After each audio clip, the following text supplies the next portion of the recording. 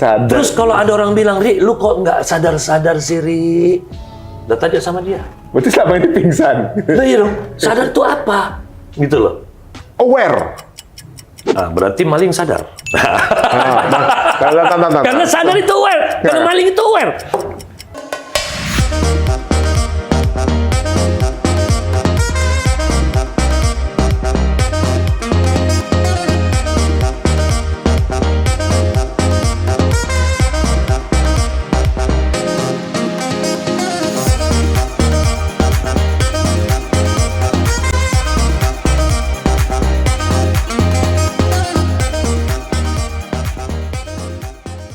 mengenai ini analogi biasa yang ada di masyarakat ya. Muslim yang taat, Ya, orangnya baik. ya. Muslim tapi nggak baik. Ya, Muslim tapi akhlaknya nggak baik. ya. Muslim taat, akhlaknya baik. Ya. Muslim akhlaknya nggak baik. Akhlaknya keras. Gini, sama bahasa gini, ini taat, akhlaknya baik. Taat, akhlaknya buruk. Ini tidak taat, tidak taat, akhlaknya baik. Tidak taat, akhlaknya baik. Ini tidak taat, akhlaknya emang buruk. Kalau pola dua ini emang ada. Memang ada. Makanya kadang-kadang kan ada yang, loh, dia bukan yang taat sama Allah. Kenapa Islam dihujat? Karena ini dua ini, iya. Karena Ya kan? ada yang nggak taat tapi baik. Makanya unsur-unsur yang salah di sini nggak boleh di-comparisonkan. Karena dia tidak apple to apple. Contoh, pilih mana? Muslim yang korup atau non-Muslim yang jujur?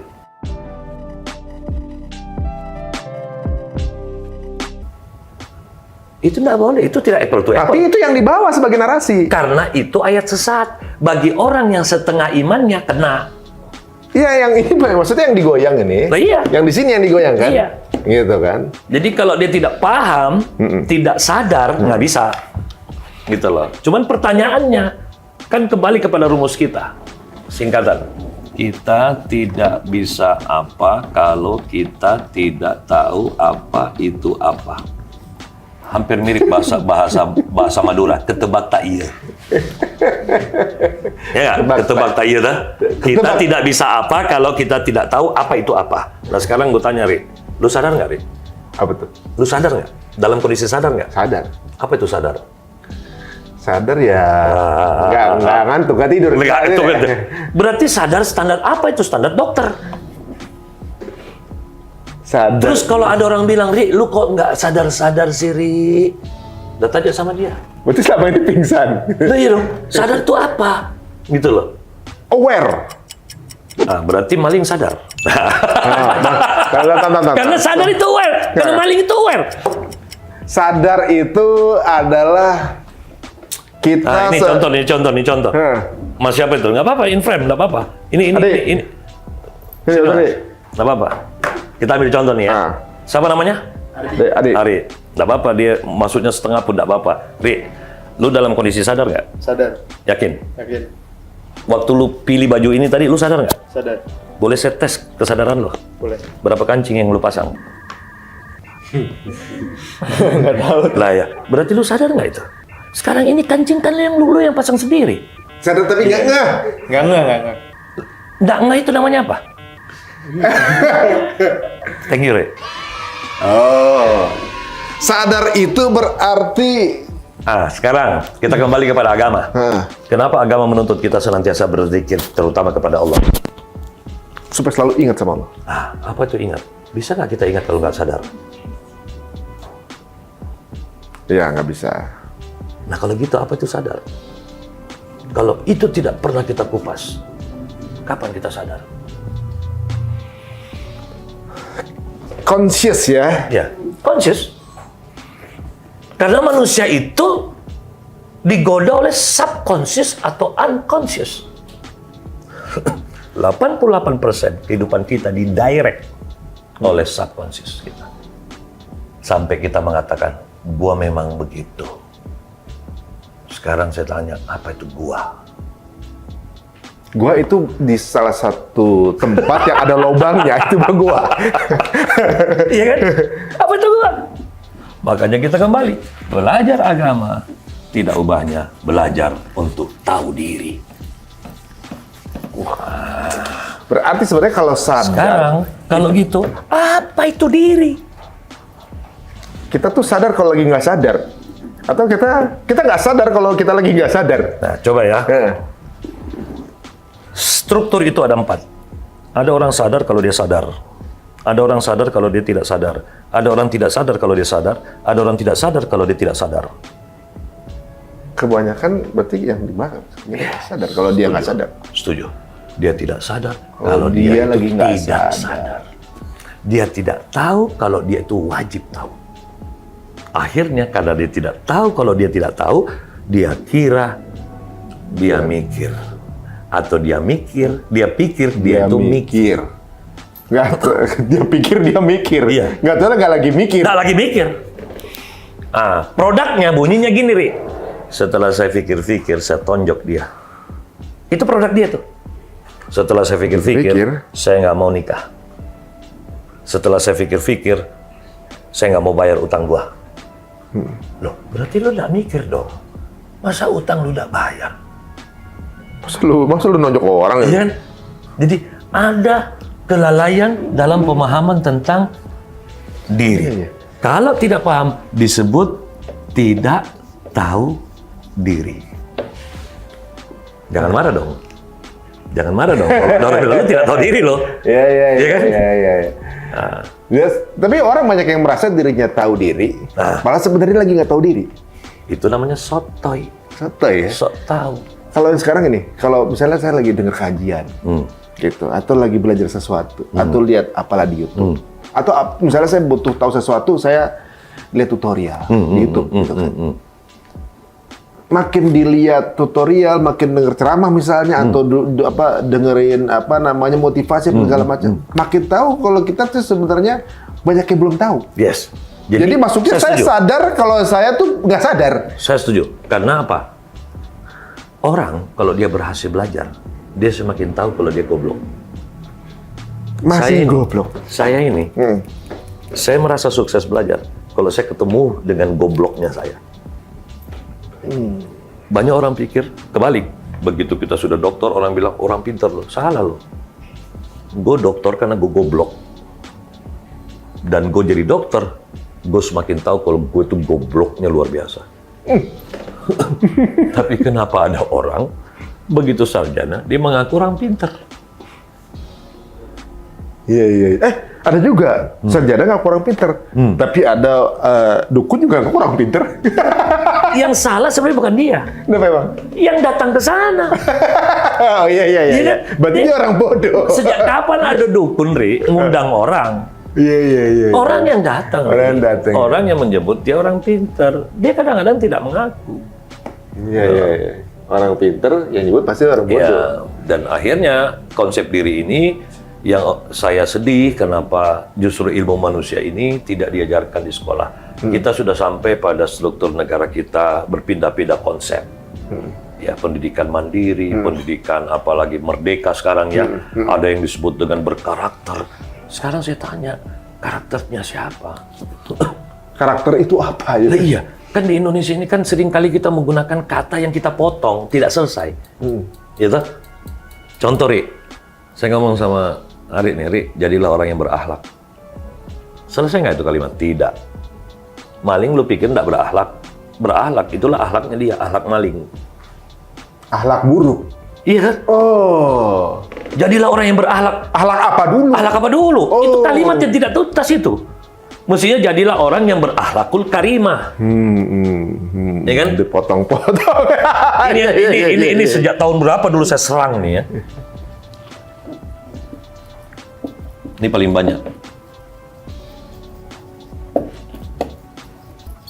Apa yang salah, Rik? Apa tuh? Berani, jujur, hebat. hebat. Apa yang salah? Berani, jujur, hebat. Apa yang salah? Kepotong juga nih. Filosofi bahasa ini sudah salah. Berani, jujur, hebat. Kehebatan jujur itu bukan pekerjaan yang orang hebat.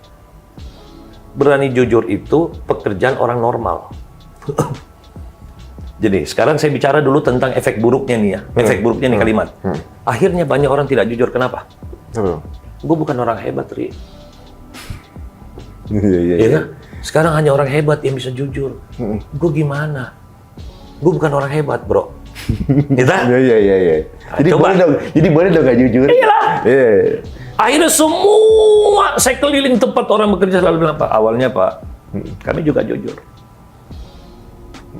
Tapi kalau kita jujur, mau makan apa?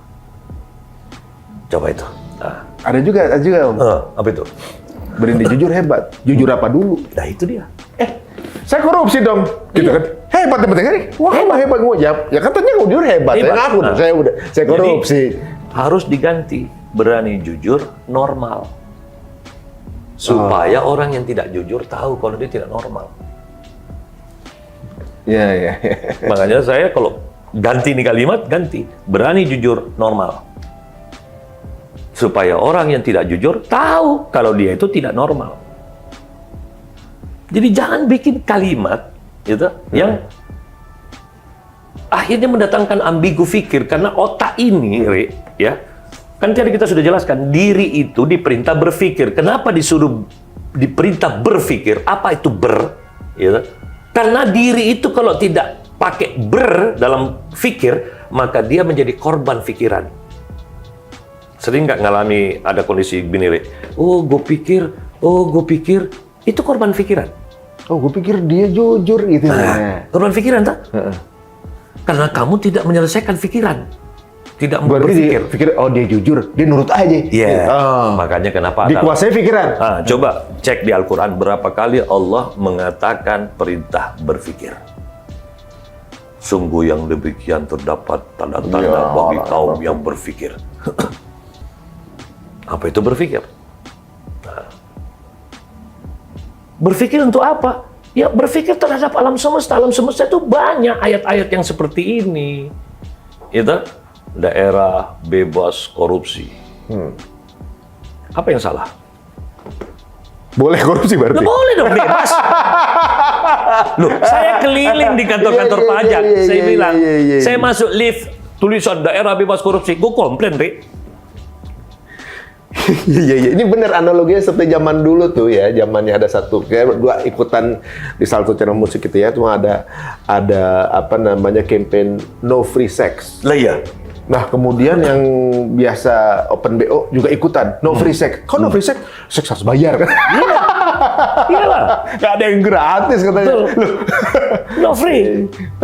Jadi di mana-mana kita sudah daerah bebas korupsi, daerah bebas korupsi, daerah korupsi. Gue tanya, kapan kita bisa lepas nih urusan korupsi? Karena lu siapkan tempat orang bebas di situ. Daerah bebas korupsi, ya bebas dong. Sama dengan begini, gue bikin komplek nih, perumahan. Gue tulis daerah bebas banjir. 1 tahun lu tinggal situ, rumah lu banjir. Lu komplain ke gue. Dasar hukumnya di mana? Kau komplain. Lu bapak dulu tulis daerah bebas banjir. Lu berarti sekarang sudah bebas. Kecuali kalau saya bilang daerah tidak bebas banjir. Tidak bebas banjir masuk. Bebas. Banjir mau masuk dari mana aja boleh. Lah iya dong. Nah, sekarang tergantung angle. Iya. Ini bebas banjir, kalimat ini ditujukan kepada si banjir apa manusia? Nah, makanya mestinya kan kalimatnya harus ada kata daerah terbebas dari korupsi. Jadi kata itu jadi aktif. Iya. Nggak bisa, karena subconsciousnya ada, Subconscious itu dia dengar, dia kerjain. Sama sekarang saya bilang sama kamu, tolong jangan bayangkan monyet. Jangan. Bisa. Begitu saya ucapkan kata monyet, lo langsung pikirin. Bener. Itu sama kayak ibu saya. Dulu bilang sama saya, "Ih, bocah iki kalau dikandani gitu kan. Kalau dilarang itu kayak disuruh." Iya. Gitu. Jangan itu nanti panas gitu. Malah apa sih panas malah begitu kan? Iya. Karena pengen tahu. Betul, karena manusia punya sifat yang apa ya? Hobi membongkar misteri. Kenapa sih? Kenapa sih? Makanya perintah itu sebaiknya menggunakan kalimat present. Kalimat present. Nah, termasuk hal-hal yang bisa menghipnotis diri. Karena diri ini kan kenapa sih disuruh berpikir? Karena strukturnya hidup itu adalah ini kan kehidupan. Kancingnya lepas. Kehidupan. Kenapa bisa kacau? Strukturnya begini, karena komunikasi kita kacau. Pertanyaannya, masih ingat nggak pesan Rasul? Jangan kerjakan sesuatu yang apabila kamu tidak punya ilmunya. Setuju nggak? Ya. Sekarang pertanyaannya, bisa kita dalam satu hari kehidupan kita tidak berkomunikasi? Tidak bisa. Enggak. Bisa nggak dalam satu hari lu nggak komunikasi? Ilmu apapun yang kau punya, paling banyak yang kau pakai ilmu apa? Dalam bekerja. Komunikasi kan? Sudah pernah belajar komunikasi? Belum. Lo kok berani berkomunikasi? Itu udah diinstal. Udah bisa dong. Ada ilmunya itu. Ada ilmunya itu. Oh, kalau bicara aja bisa. Iya toh. Tapi kalau berkomunikasi secara lebih baik, itu yang harus belajar. Jadi kita itu cuma bisa ngirim sinyal, nangkap sinyal. Apakah itu hanya sekedar? Nggak ada. Harus ada konten. Konten juga ada ilmunya. Itu semua masuk dalam fakultas akhlak. Janganlah kau berkata begini, iya nggak? Urusan nunjuk aja itu bisa orang tersinggung. Iya. Ya nggak? Bisa kebaca kepribadian kita. Nah, misalnya ada laki-laki nunjuk, coba kamu, cara nunjuknya begini deh. Kebaca diri kita siapa? Iya. Jadi ternyata komunikasi inilah biangnya ilmu akhlak. Kayak ada buku tuh ya, Million Ways How to Say No. Yes. Jadi komunikasinya dua, ada sunyi, ada bunyi. Ini dua-dua harus dikuasai. Ada sunyi, ada bunyi. Bunyi itulah suara kita ini. Ternyata saya dalami ilmu suara, Rik. Ternyata suara juga ada yang nyebelin. Karena suara itu sangat dipengaruhi dan mempengaruhi otak. Bedakan gue ngomong gini dengan begini. Iya. Dengan begini. Kebayang nggak ada istri suaranya gini terus, Rik? Iya. Atau ada istri yang suaranya gini terus. Akhirnya saya beri nama ini suara. Yang begini saya beri nama suara seperempat. Seperempat? Ya. Kenapa tuh, Papa? Karena dia bunyinya seperti falsetto. Iya kan? Jadi saksofon, flute. Kenapa enak? Karena suara seperempat. Oh. Nah, kalau suara gini, suara 3/4. Namanya announcer voice lah. Penyiar radio kan begini tuh suaranya. Dimanapun Anda berada. Yang ini lain. Ini full. Stretching voice. Ingat? Seperti itu. Tapi, begitupun kalau kita baca narasi, kalau iklan kan. Kalau saya ngomong, bila ada flu, pilek, demam, sakit kepala, minum bodrek. Kira-kira ada nggak beli bodrek? Nggak ada. Tapi harus pakai kombinasi antara 1/4, 3/4. Bila Anda flu, pilek, demam, sakit kepala. Jadi dikemas lah. Victor 24 dengan silencium. Harus ada penekanan, pressing. Keunggulan, bunyi. Sunyi, di situ ada mimik, ada gestur, ada body language. Di mimik ada alis. Jadi kebayang nggak alis ini dikasih sama Allah nggak dipakai? Atau ada orang salah pakai alis hari-hari begini. Lu seneng nggak kalau Bang Ari hari-hari gini? Kayaknya stressful ya. Dia nanya, lu gimana pekerjaan lo? Enak nggak kalau gini? Tapi kenapa ada orang hari-hari gini? Salah memanage alis. Ilmu komunikasi. Iya. Ini menarik nih. Bunyi, sunyi. Ini satu paket komunikasi. Yes. Makanya apakah mungkin kita sering lihat di sosial media orang sering berantem karena dari tulisan. Yes. Kita nggak ngerasain pressingnya. Yes. Kita nggak ngerasain ekspresinya. Yes. Karena satu arah. Yes. Karena apa? Kata sebenarnya, Ri. Dia belum bisa menyampaikan hakikat makna yang paling hakiki. Kita cuma bisa menafsirkan saja. Saya kasih contoh ya. Anda bertiga lah, saya tanya. Ayo itu artinya apa? Ayo. Ajakan kan? Kalau saya bilang gini, ayo. Apakah saya mengajak kamu? Nah itu dia. Jadi kata dia bisa hilang maknanya ketika diberi informasi sunyi. Itulah gambar. Apalagi kita nanya jam sama cewek. Padahal saya nanya jam loh. Mbak, jam berapa? Itu kalimatnya. Tapi alis saya beda. Mbak, jam berapa? Udah lain artinya. Makanya bahayanya kalau kita berkomunikasi tidak lengkap dia punya gambar. Nah, gambar itulah informasi sunyi. Tidak ada bunyi. Makanya kenapa kalau kita berkomunikasi sehari-hari, tangan ini harus latihan gestur, gitu. Kadang-kadang kita salah letak, kita nunjuk aja pakai mulut. Mas, di mana toilet? Ada yang Mbak, ada yang kaki. Tolong ambil. Aduh, jatuh semua. Itu contoh. Itu bahasa contoh. Itu sunyi, bahasa sunyi itu ya. Sunyi tapi bunyi. Langsung dipraktekin.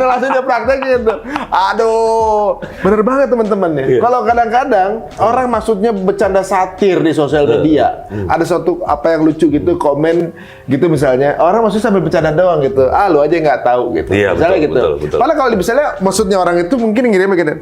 Ah, lu aja kali yang nggak tahu. Iya. Pas dibacanya gini, ah, lu aja nggak tahu. Iya, itu. Oh, kok dia begitu Bang? Iya.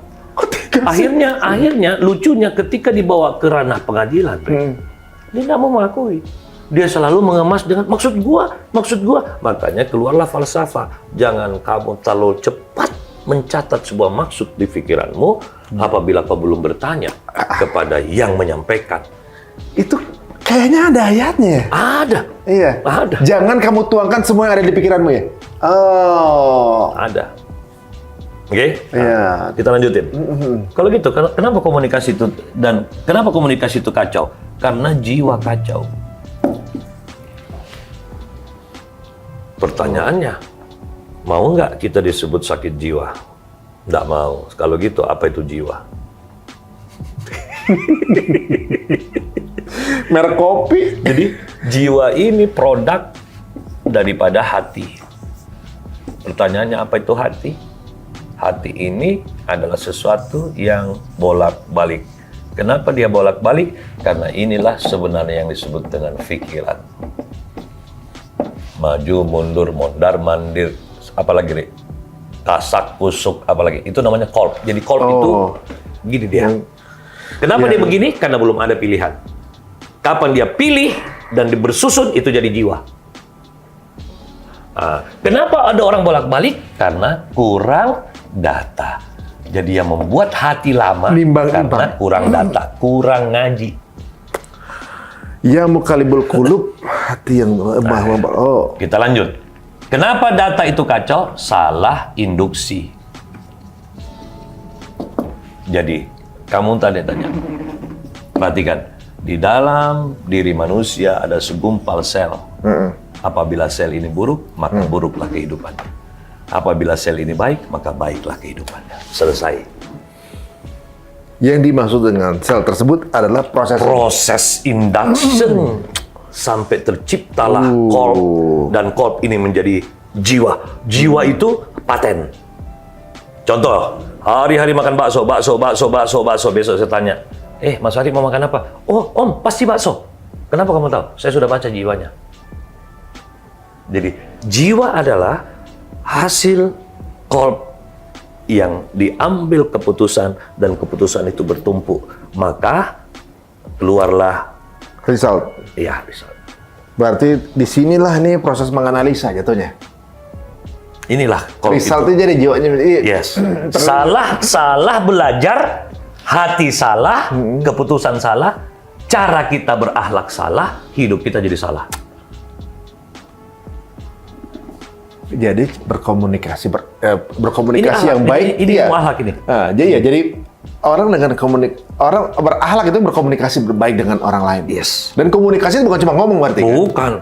Komunikasi kan ada orang susah. Ya, cara kita nyajikan kue itu komunikasi. Cara kita mengirim surat, cara kita WA, cara kita semua. Kalau di kerjaan saya itu adalah presentasi. Nah, presentasi. Cara kita mempresentasikan diri kita. Betul. Suatu saat kita nanti akan mempresentasikan amalan kita sama Allah. Yes. Karena memang relate semua ini. Dan ini semua adalah film loh. Ini semua film. Dan kameranya 360 kali 360 derajat. All angle. Kau nggak bisa lari. All angle. Kalau syuting sinetron, begitu Asrada atau sutradara cut, berhenti syuting. Kita bisa berubah. Yang tadi kita jadi dokter, berubah. Tapi dalam kehidupan ini lucu. Kadang-kadang Allah sudah bilang cut, dia masih jadi dokter terus. Di kantor dia camat. Keluar kantor camat, dia masih camat sampai di rumah. Padahal itu sudah cut. Belum lagi dia sudah pensiun, dia masih ngomong, gue gini-gini mantan camat. Masih. Padahal film sudah cut. Iya benar-benar. Tapi kalau Allah yang bilang cut, udah dikubur dia. Iya. Tapi ada cut yang masih dibuni. Oh, cut jabatan ya? Ya, cut jabatan, ya, cut berkawan, cut punya power. Tapi ada juga orang-orang yang ngerasa cut, gitu. Misalnya dia jadi bos lah gitu ya. Sampai di rumah masih merasa jadi bos. Iya. Padahal dia sama istrinya, sama anaknya komunikasinya tuh Betul. kayak misalnya jadi ustadz lah. Gitu. Iya. Di luar jadi ustadz. Pulang kan nggak mungkin anaknya bilang, Ustadz, aku ceritain dong, kan nggak mungkin kan? Anaknya, Ustadz, aku mau bawa motor, ceritain dong, nggak mungkin kan? Nah, disitulah banyak letak. Ini mohon maaf ya, ini sebenarnya bukan rahasia, cuman ini harus kita beritakan supaya tidak ada lagi dusta di antara kita lah istilahnya kan. Kenapa sih kadang-kadang teman-teman kita ini ya tidak semuanya sih ya jago dengan ucapan ustadz, dia di atas, tapi kok dia tidak ustadz di mata istrinya? Kok dia tidak ustadz di mata anaknya? Jarkoni. Ya. Mampu ngajari, raiso ngelakoni. Ya, makanya gue bangga sama lu, Re. Lu kadang-kadang kalau bicara, ada bini lu saksi. Saya juga begitu. Saya nggak mau memberi motivasi kalau istri saya nggak ikut dalam ruangan. Karena saya bilang sama jamaah saya, kalau lu nggak percaya, kalau saya sekarang bohong, lu boleh tanya nih manusianya. Gue jadi suami bagaimana dalam satu hari? Gue tanya. Tapi banyak orang hebat ceramah, istrinya nggak nonton. Paling juga ketika di rumah dia diketawain istrinya, lo itu bohong. Di fase itu pernah saya, waktu dulu baru belajar ngaji. Iya. Kemudian saya nyuruh istri pakai hijab, ribut berantem, kan? Ngaji juga baru gitu ya, kita masih ngegas, gitu masih kaku lah ngegas. Istri ngomong gini, gua tahu elo. Yes. Makanya dia nggak patuh. Jawabannya itu gua yang dulu. Gua yang sekarang lu baru tahu. Iya. Harus memang cepat dijawab. Kalau tidak, lama transisinya. Gus, lu sok beriman. Jawab daripada gue sok kafir. Memang kelicikan harus dijawab dengan kecerdasan. Kita butuh ilmu fikir. Supaya kita punya hati, jiwa, dan berkomunikasi kita bisa menyenangkan kehidupan. Kalau ini masuk juga nggak surat An-Nas ya? Iyalah. Waswisu fi sudurin nas. Was-was di mana? Di sini. Di sini. Was-was itu di sini. Yang suka kasih perasaan was-was. Di sini. Jadi sebenarnya kita diminta untuk pertanyaannya, kenapa bisa manusia kena was-was, Re? Ada celah yang masih terbuka. Tapi kalau kau sudah menutup semua celah itu, maka cuman Allah yang bermain di dalam pikiran kita. Tapi kalau masih ada celah setan masuk, was-was tetap jalan. Makanya kadang sholat hal-hal yang sepele aja bilang, kayak kentut nih. Makanya kan, kenapa di dalam proses kita memikirkan tentang was-was itu selalu ada saja ayat-ayat sesat yang masuk di kepala kita. Memang asik itu, asik. Kenapa Allah sengaja memasukkan itu? Memang asik. Karena Allah semakin pengen tahu, kamu itu milih saya enggak? Kau milih saya enggak sih? Gitu loh. Jadi setelah, enggak, Allah, bangga lagi. Jadi bagaimana hidup ini selalu menyenangkan terus Allah. Jadi kita selalu diuji sebenarnya? Lah iyalah. Jadi sebenarnya was-was itu juga ujian? Memang iya. Sejak kapan manusia itu bisa terlepas? Cuman was-was kita itu berganti makom, Re. Iya. Lu yang was-was kemarin udah lulus. Jangan pikir lu akan hilang was-wasnya. Ada lagi, Re. Berarti benar juga. Misalnya ilmu walaupun sudah tinggi, misalnya saya dengar gitu ya, misalnya udah jadi ustadz sekali, bukan berarti nggak ada ujiannya. Salah. Gitu kan, kadang-kadang ustadz. Makanya coba lu tanya, Kiai nggak sholat Isya? Oh, saya Isya terakhir 2003. Nggak mungkin dong. Walaupun dia Kiai pangkat 10, azan Isya, sholat lagi loh. Siapapun loh. Iya. Gitu loh. Nah, itu keren kan? Iya. Semua harus minta ihdinas siratal mustaqim. Yes. Udah ustadz sekalipun. Yes. Yes. Karena Iya, iya. apa? Jalan kita hari ini beda dengan jalan kemarin. Lu memang kiai langitan, tapi langit besok lu belum jumpa. Makanya ihdinas siratal mustaqim. Untuk langit besok hari. Jadi kita diberikan was-was ini, justru baliknya kita mesti harus berjaga-jaga. Lah iya. Sekarang pertanyaannya, kenapa harus ada yang mati syahid? Supaya ada yang mencapai tingkat tertinggi di sisi Allah. Nah, kalau nggak ada itu, nggak ada. Peringkat tertinggi nggak ada. Kalau begitu, nggak usah aja bikin pertandingan. Kenapa harus ada pekan olahraga? Supaya ada yang juara satu. Iya. Iya dong. Masuk. Makanya gue bingung ada pertandingan persahabatan. Pertandingan. Sejauh mana itu persahabatan? Berarti artinya kalau ini tendang masuk, lo harus masukin lagi dong. Biar satu sama. Kita kan sahabat nih. Maksudnya persahabatan tuh nggak ada pialanya. Oh, nggak ada pialanya. Berarti nggak bersahabat tuh, nggak ada pialanya. Yang ada itu tukar piala. Itu Iya, persahabatan iya, nih. iya, iya, Lu iya. juara satu ya, gue juga. Gitu loh. Iya. Aduh, ini sebenarnya kalau kita lihat ya, semua tuh relate ya. Yes. Yes. Makanya itulah kenapa konsep Allah ini adalah konsep dunia berputar. Circular deh. Yes. Kenapa ada Kehidupan, tawaf? iya. Kenapa ban bisa bergerak berputar? Hidup ini kalau udah ada putaran, Cakep. udah ada. Memang hidup itu idealnya bergerak, Yes. berputar. Yes. Nah, Kenapa? Karena manusia didominasi oleh unsur air. Mari kita belajar ilmu air. Air kalau diletakkan, diem, dia jadi penyakit. air Dia mulai kalau, berubah, mulai busuk, menjadi racun. air kalau nggak bergerak keruh ya. Yes. Yang kedua, coba lu putar keran, seberapa jauhnya air? Bagaimana caranya supaya air jauh? Pencet. Manusia kalau mau hebat, beri dia tekanan. Itu. Makanya gini. Saya juga, aduh ini banyak banget yang relate sih kalau menurut saya. Orang bilang kan, ya udah hijrah gitu misalnya gini.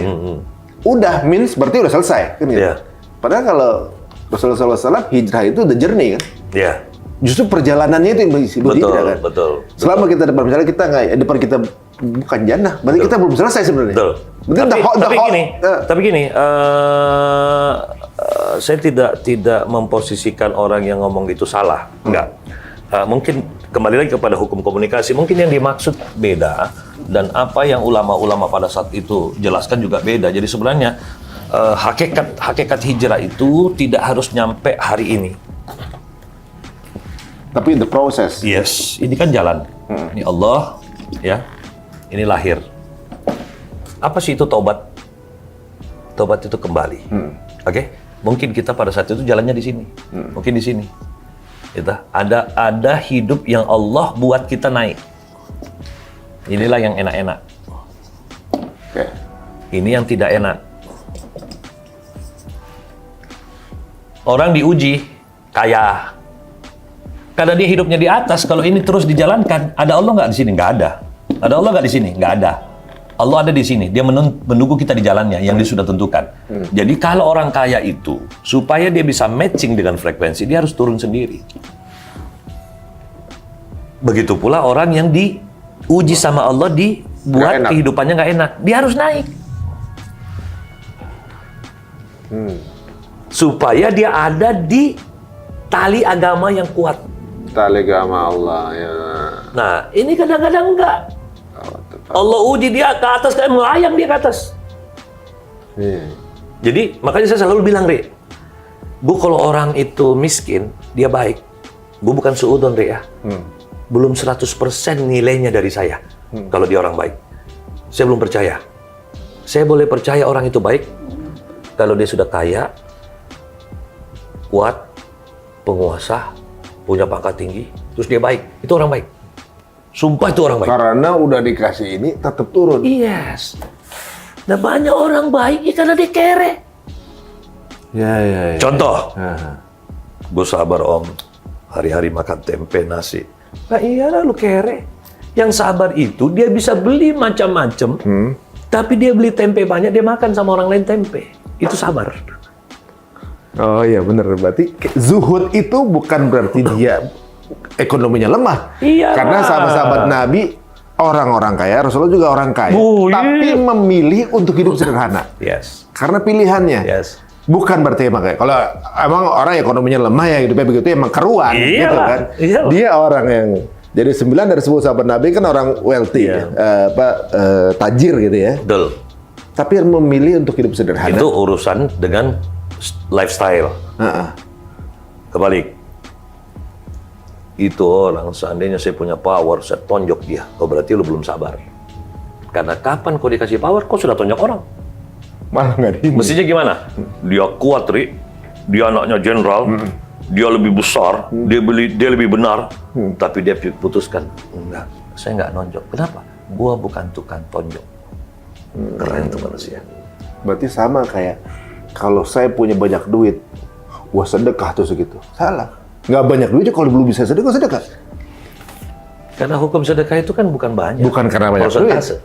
Iya. Makanya saya pengen bocorin sama saudara-saudara kita yang miskin ya. Mumpung lu masih miskin, bersegeralah sedekah. Kenapa, Rik? Kalau kita pakai perhitungannya Allah, perhitungan Allah itu persentase. Coba Rik ya, misalnya di kantong gue cuma ada 300.000. Dan katakanlah itulah hartaku sekarang. Lalu saya keluarkan uang 100.000 atau 200.000. Itu katakanlah 200.000. Banyak nggak? Bagi 300.000 banyak. Oke? Saya nyumbang. Berapa persen? Saya sudah keluarin. 75%. Nah, kalau saya sudah kaya raya, saya keluarkan uang 300.000, kecil. Jadi mumpung kita ini masih miskin, persentase sedikit. kita bisa besar. Contoh uang saya cuma 50.000, saya bagi 25.000, 50% dong. Iya dong, 50% dong. Iya, iya. Angka gua di sisi Allah 50%. Sekarang, Ri, lu berani nggak ngeluarin harta lu 50%? Deg-degan juga. Nah, iya kan? Iya, iya, iya. Jadi mumpung miskin tuh orang-orang sekarang, dia nggak punya apa-apa, keluarin. Berarti orang Kapan kita kaya, Rik? Nggak berani, Rik, kita kasih 50% itu. itu yang namanya hubud dunia ya, Mas. Yes. Takut miskin. Yes. Oh. Yes. Kalau yakin gitu ya, yakin Allah akan ganti ini. Yes. Benar. Coba itu, wah. Tapi masih tetap aja dari konsep ekonomi pasti yang pelajaran konsep ekonomi itu yang kadang-kadang kita takut miskin juga bikin. Betul, betul. Padahal takut miskin itu bagian daripada kondisi yang tidak beriman. Berarti kadang orang miskin bisa sukses hidup sebagai orang kaya. Bisa. Ya, bisa. Kalau dia, misalnya gini, gue miskin nih, gue program diri gue kaya, akhirnya gue kaya.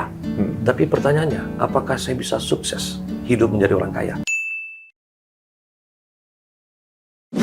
Istri mulai mau ganti. Kita mau ketemu dia aja, Ri, udah susah. Dulu waktu nggak kita kuat miskin, cobaan. ya, dulu waktu kita miskin, WA, ngobrol, cepat. Semua. Sekarang, Sekarang harus semua Pak. kita mau main ke rumahnya dulu, harus janjian. Dulu, mana lu, sombong lu, nggak pernah muncul. Coba, Dulu panggil, Ade.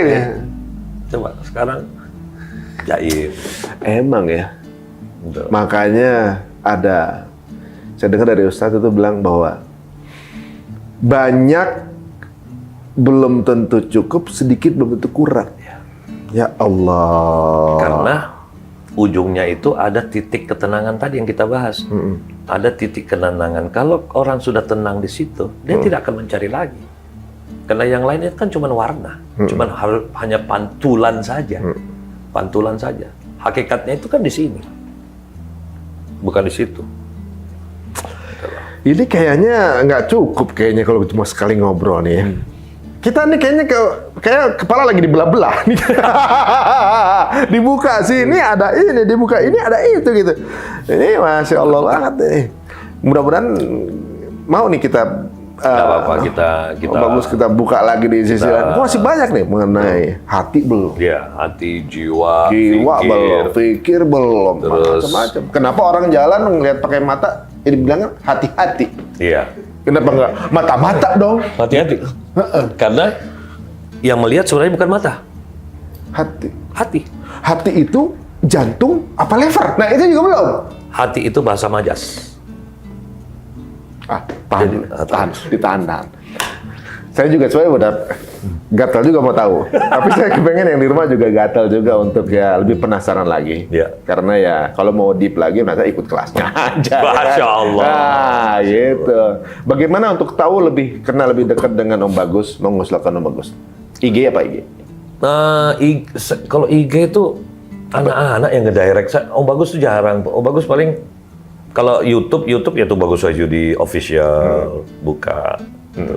Cuman kita nggak fokus, insya Allah nanti perlu tim untuk ngebahas itu. Tapi orang kayaknya memang butuh itulah banyak orang komplain sama Om Bagus. Om, kenapa? Saya bilang ya nanti akan tetap kita program.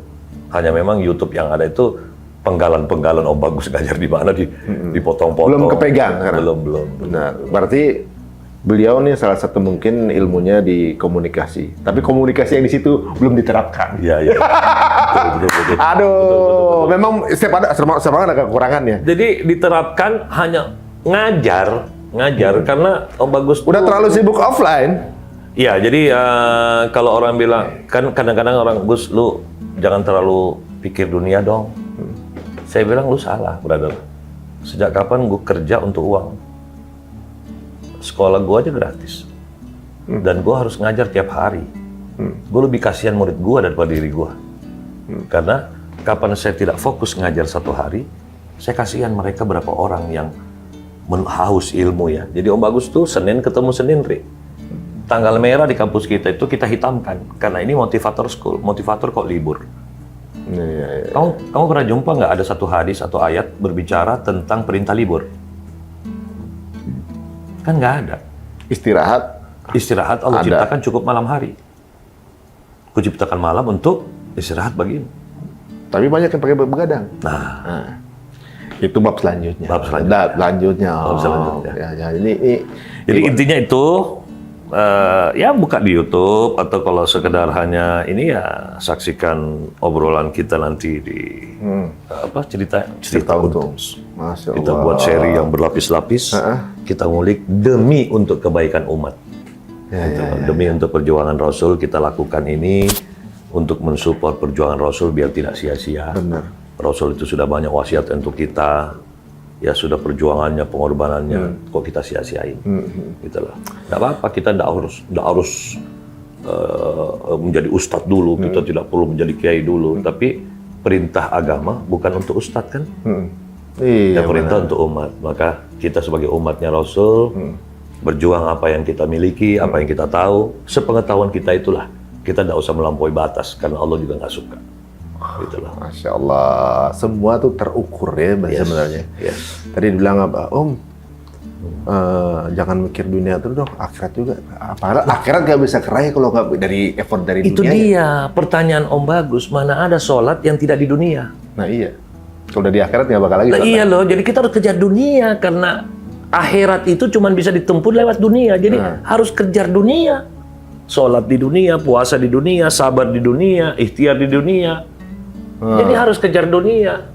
Dunianya sebaik mungkin itu presentasi kita sama Allah nih. Aduh, mantep deh pokoknya. Udah dipastikan kayaknya kita akan programin lagi nanti ketemu dengan Om Bagus ya. Kalau di sini seolah kita anak-anak zaman sekarang, zaman now, high technya oke, tapi kurang high touch. Barusan kita dibuka sama Om Bagus di sini, makin dengerin nih, makin berasa kita nggak tahu apa-apa. Oh, makasih nih Om Bagus waktunya. Subhanallah. Ini menyenangkan sekali ngobrol. Saya jadi dari tadi nih masuk pintu sini, keluar pintu sini, masuk sini, keluar pintu sini. Kita kayak kejar-kejaran, kulik-kulikan. Itu membuktikan dunia bulat. Benar-benar, Masya Allah. Salam buat keluarga Om Bagus. Semoga Allah menjaga Om Bagus terus kesehatannya. Semoga dengan begitu bisa balik lagi ke sini. Amin. Siap teman-teman semuanya. Jangan lupa juga untuk selalu kirimkan masukan, kritik, saran, atau juga mungkin jika dirasa obrolan kita bermanfaat, monggo silakan di-cut part per part, di-share, disebarkan ke teman-teman yang lainnya, agar kita bisa, ya tadi kata Om Bagus juga, men-share kebaikan-kebaikan yang sudah disebarkan oleh Nabi kita, SAW. Sampai ketemu lagi. Assalamualaikum warahmatullahi wabarakatuh.